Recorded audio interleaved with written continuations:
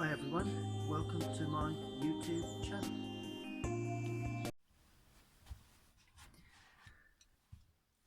Hi everyone, and welcome to my YouTube channel.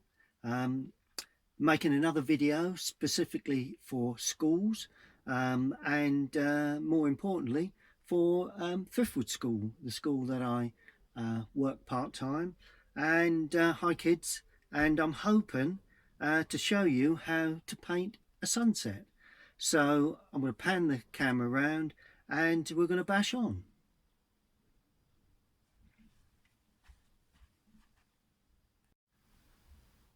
Well, what I've actually done, turned on my computer, searched sunsets, picked up a particular one that I like, and I'm going to put that down onto a board. Now if you watch the last video, well, I work purely on a piece of white board, could be white card. I'm using acrylic paints, quite cheap, not that expensive as I say, and I'll lead you through it. Well, the first thing we need to do is I'm going to use a pencil this time. You can use a pen, but I'm going to use a pencil. It's going to be a sunset with the sun back there and a reflection, a little bit of bank. So what I'm going to do, I'm going to draw a line in where the water finishes. So all you need to do is draw a line straight across, about a third of the way up, about 1, 2, yep, about a third of the way up. And I'm going to put a little bit of land in. I'm going to have the sun there, so it's just a little bit of land there, make it quite uneven, and it just rises at the ends like that. And may as well have a few nice little trees. So all you need to do is just put in some little trees like that, really, running out of picture. These will all disappear when we paint the sky in. Just 1 or 2 little trees, and that's all you need for the start to get an idea of the layout of the scene. Well, as always, I've got a small amount of water in a pot, just enough to cover the brush themselves, the brush hairs themselves, but not right up onto the wooden part of the handle, because that will spoil your brushes.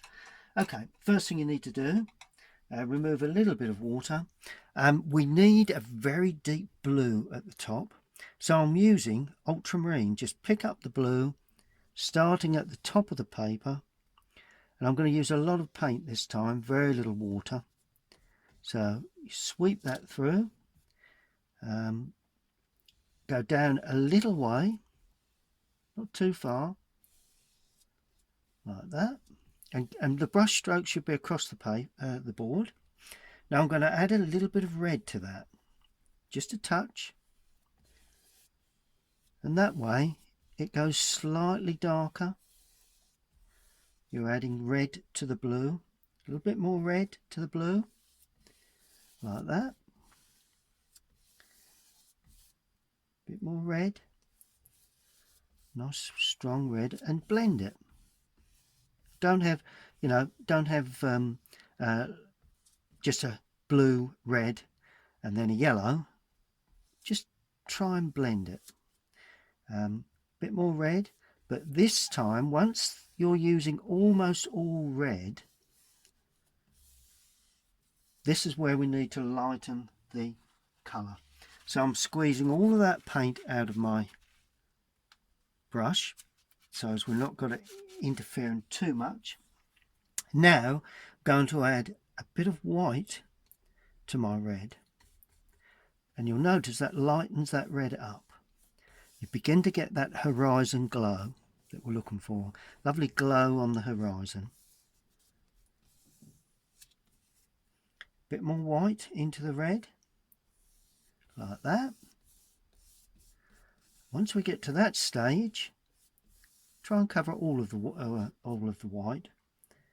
Once we get to that stage, we can now introduce that strong yellow that we normally see, that orangey colour. So we have A little bit of yellow into the mix. There we go. A bit of white, bit of yellow, and still a touch of red because we're looking for an orange colour. Red and yellow creates orange. So a bit of orange into that lower part. That's the yellow and the red. Plenty of white because it needs to be quite light in that lower part. Just like that. There we go. And finish along that bottom line. That's all there is to the sky painting. Okay, there we are, kids. That's the way you start. Or even parents or carers. I do hope you're taking part as well. Now all we need to do, continue with that water area and start off by using white, yellow and red. Reverse the colours now, like that. So this is the reflection in the water. More yellow. Ooh, got a bit, picked up a bit of blue there. Didn't really want that. Bit more white into that. There you go. So this is the reverse of what you've got in the sky. Bit of red now. There we are. And just stroke that through. Quite easy. Bit more white in that just to make certain it doesn't go too dark too early. There we go. And then in the foreground we add blue. And that can be quite dark as per sky. But if you notice, we're only seeing a small amount of blue because we've not got as much blue. We're lower down with the horizon, so we've got more sky, less water. So, and that's all you need to do for, put a little deeper blue in there. Nice bit of deep blue in the lower part. There we go. It's always good. And that's all you need to do for the water. Now I've gone into my pot to save that brush from the paint going dry. So now I pick out the slightly smaller flat. So it's a little damp, so I'm just removing a little bit of water onto kitchen roll. Okay, now we're looking at the land. Okay, well, it needs to be very dark because we've got to get that light effect. So all we do, we get a red and a blue to create that very dark sort of browny, warm brown. And starting on the outside edge, we're going to be quite straight along the water line. All right. And what you do to one side, do to the other. Like that. So a nice straight line along the water's edge, like that. Now, as we go up the top of that area, I'm adding a little bit more red and I'm creating an uneven top. So it doesn't need to be too even. Just use the side of the brush. This one can be taller like that, a bit more open, like a wooded area really, I suppose, but I'm not looking to achieve that because now I'm going to take more blue, more red, a bit more blue this time, try and get a really dark colour, and I'm going to paint some trees. Now all you need for these trees is just to drag down like that and put a trunk in. There we are. That's all you need. Quite simple. We'll go up a little bit higher with that, just because the trunk is quite large. Need to justify that. Okay. I'm going to have a much smaller tree there. Perhaps a little one there that's sort of sitting in between. There we go. And as you go towards the sunlight, I'm adding more blue. to give that height and depth. Just make up the shapes of these trees, hedges, you name it, whatever they are, and they need to sit on a nice flat piece of land like that. Now I'm adding more blue now again, a little bit more red because I'm coming away, and let's put another little tree in there. And all you do is just keep dotting around with the point of the brush. Leave one or two little gaps here and there because you will see between the leafing, and a nice large one there as we're running out of picture. So there's a wide variety of different stratas of trees there, and that is all you need to do. And just one more thing, more blue, considerably more blue, no white in this, just the blue and the red, and I'm just going to paint along the bottom edge of that because that's where I need the darkest of area. And just bring that up like that, and that is the stage of putting in distant trees. Okay, well, I'll put the brush back into the pot. Don't forget to do that because that saves the paint drying on the brush. Good. Now this is where the fun part comes in. I'm going to use the very small brush that I've got there to create the sun. Now the sun will actually be white. We'll have white to give us a base. Just remove a bit of water there because I want plenty of paint for this. That's my white. It will have a touch of red in there. Be very careful with the red because the red will dominate if you're not careful. And just a touch of yellow. There we go. A touch more red. Yeah, a bit more white. We need a nice glow of for the sun. And all you need to do, you put the sun anywhere really, but I'm going to sit it sort of there, like that, just as if it's just beginning to go behind, just begin to go down. There we are. So that's the sun. Now just using a bit of white now just to fill in the center to give it that real glow. That's it. Good, good, good. How are we getting on? Everything going okay?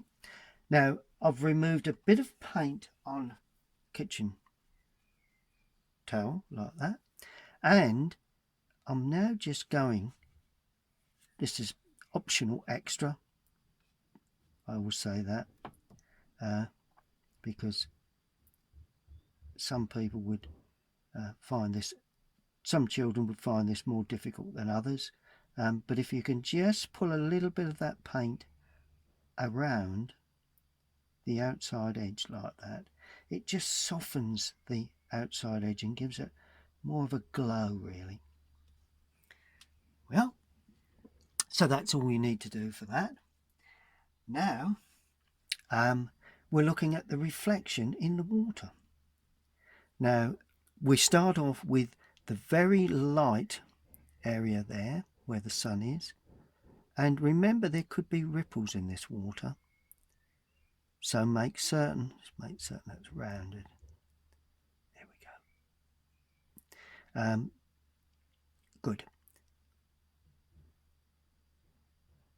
We've got ripples in the water there. Now I'm going to add a little bit of yellow to that white and a little bit of red. Keep it very white, very light, and you will notice that when you look at a sunset on reflection, the actual sun reflection gets wider, and that as it comes into the foreground. And notice how I'm leaving some gaps unpainted, and my brush strokes are getting much bolder as we come into the foreground. There we go, and that gives that effect of sunlight. And to heighten that, we just bang in some white here and there, little flecks of white. There we are, just here and there, lovely little flecks of white, not everywhere.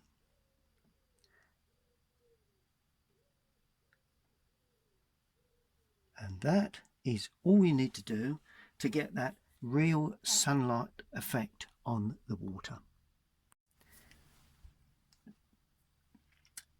Really the last thing to do is to put the reflection of the land, because obviously you're going to have reflections from the trees and everything that's there. So I've cleaned the brush in the water, made certain that's clean again before I start. Now I'm going to use the same dark colours, the red and the blue. Okay, may use a little more blue to start with, because, and all we do, we paint along like that,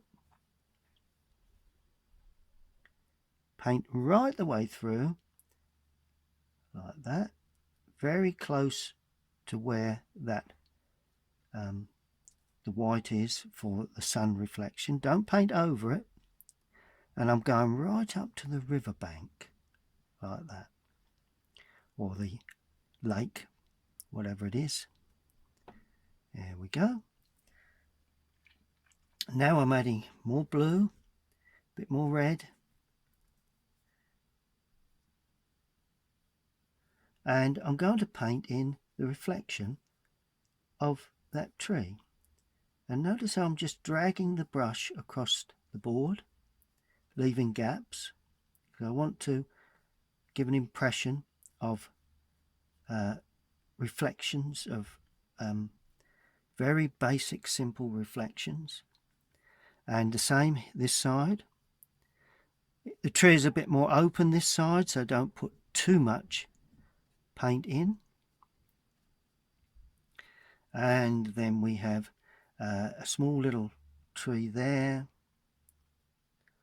Just stroke that in like that. Small tree there. And another one there.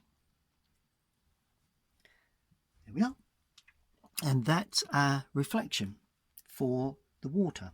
And while we have this dark colour, I'm just going to drop in one or two of these little dark patches in the foreground just to enhance that, but no real need to do that, to be fair.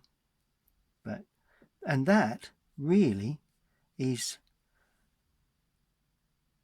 my version of that scene that I show you at the beginning. All that remains to do now is to sign it. Now, never mentioned this last time, but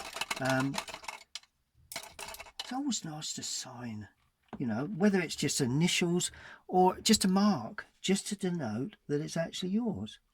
And I'm just going to put a C S for Colin Steed, and everyone knows who's painted that. Well, there's the finished painting. I hope you've enjoyed that video, and please send them back to the school. All of you who have taken part, please send them back to the school. I'd love to see them, and so would all the teachers.